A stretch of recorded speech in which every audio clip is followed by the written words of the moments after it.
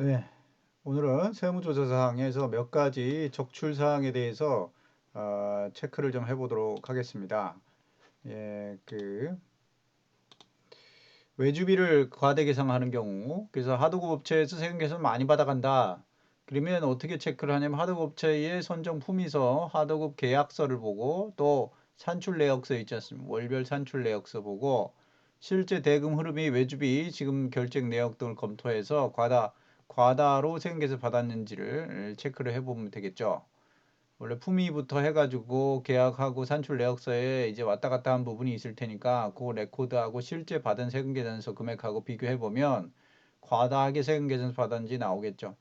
특별히 외주 할 때 이 하도급 업체가 명의대여 사업자로 나중에 판명이 된 업체들과의 거래가 있다. 건설업자. 그러면 더 유심히 쳐다보게 됩니다. 두 번째, 용지를 과대 계상하는 경우도 있는데 용지를 취득해서 전체를 분양하는 건설 회사의 경우에는 용지 가격을 높이 업계약을 하는 경우가 있고요.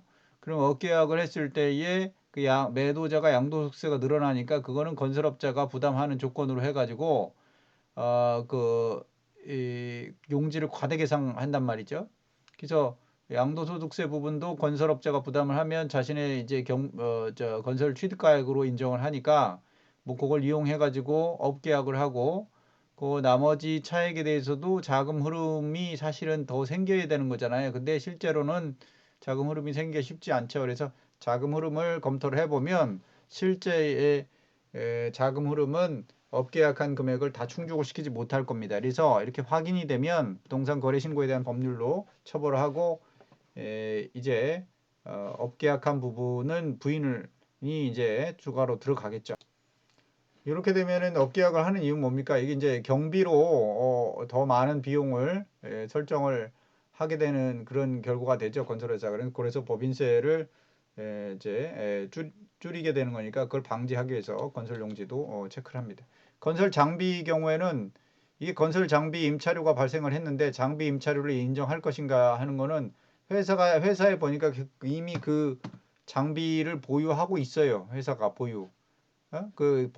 보유하고 있는 장비를 또 임차했다 이렇게 하면 앞뒤가 안 맞잖아요. 그래서 그걸 체크를 해보고 실제 임차를 했는지 보고요. 대물 변제가 일어난 경우는 세 가지. 대물 변제를 법인으로 자산 계상을 했는지 이 법인으로 자산 계상 안 하고 대물 변제하는 것을 B로 무슨 뭐 임직원 개인 명의로 취득을 하게 되고 이런 경우들도 있으니까 법인으로 자산을 계상했는지 먼저 보고요. 평가 임직원 명의로 했으면 그건 이제 그 법인 자산이 사회에 유출된 거죠. 그에 대한 소득 처분을 해야 되니까. 대물 변제된 금액은 평가가 이루어져야 되는 평가가 적정한 건지 너무 싸게 대물 변제 받은 거 아닌지 그럼 싸게 받으면 어떻게 한다 그랬습니까?